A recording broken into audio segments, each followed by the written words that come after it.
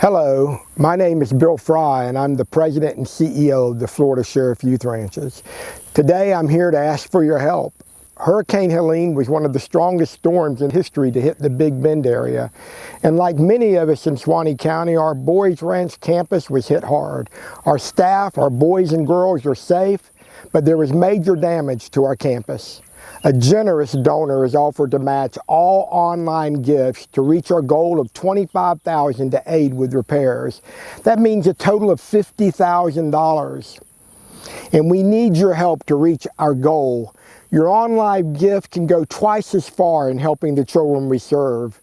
You know, we want to have our children to have a safe and loving place to call home. So $5 becomes $10, $50 becomes $100 towards the important structural repairs and debris removal. Please consider a gift today to help the Boys Ranch continue our mission to mend the lives and heal the hearts of the youth we serve.